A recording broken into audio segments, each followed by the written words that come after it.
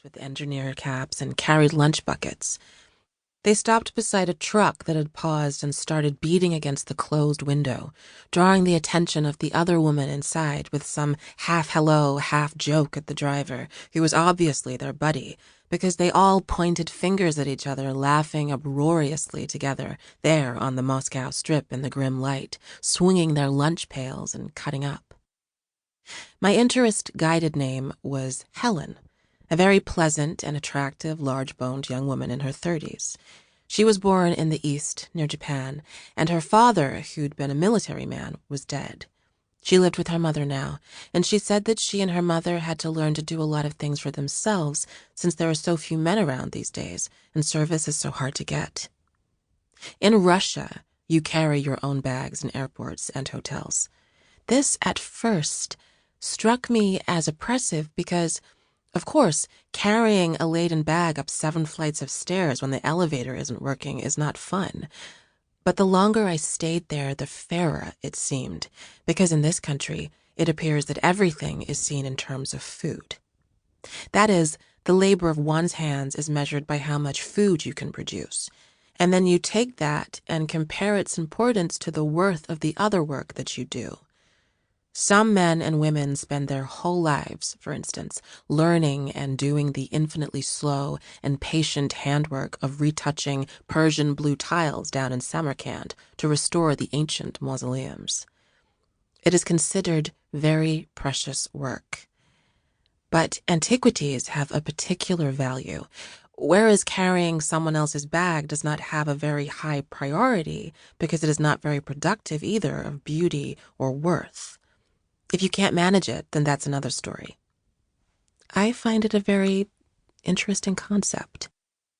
It's about 30 miles from the airport to the city of Moscow, and the road and the trees and the drivers could have been people from northern Westchester in late winter, except I couldn't read any of the signs. We would pass from time to time incredibly beautiful, old, uncared-for Russian Orthodox-style houses with gorgeous painted wooden colors and outlined ornate windows. Some of them were almost falling down. But there was a large, ornate richness about the landscape and architecture on the outskirts of Moscow, even in its gray winter, that seemed to tell me immediately that I was not at home. I stayed at the Hotel Unost, which is one of the international hotels in Moscow. The room was a square studio affair with Hollywood bed couches and a huge picture window looking towards the National Stadium over a railroad bridge with a very imposing view of the university buildings against the skyline. But everything was so reminiscent of New York in winter that even as I sat at 9:30 p.m. after dinner, writing, looking through the blinds, there was the sound of a train and light on the skyline, and every now and then the taillights of an auto curving around between the railroad bridge and the hotel.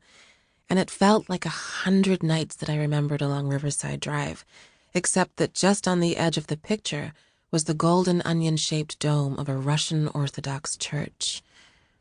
Before dinner, I took a short walk. It was already growing dark, but down the street from the hotel was the stadium stop on the metro, which is a subway.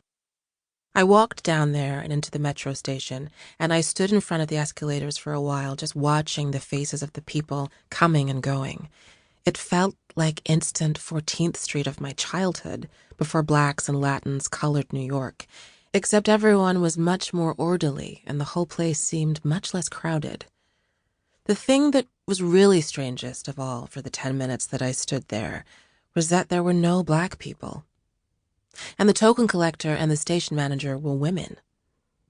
The station was very large and very beautiful and very clean. Shockingly, strikingly, enjoyably clean.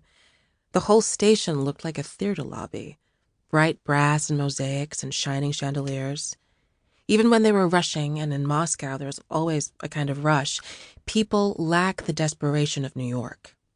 One thing that characterized all of these people was a pleasantness in their faces, a willingness to smile, at least at me, a stranger.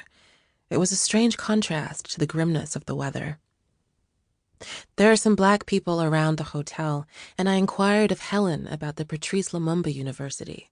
This is a university located in Moscow for students from African countries.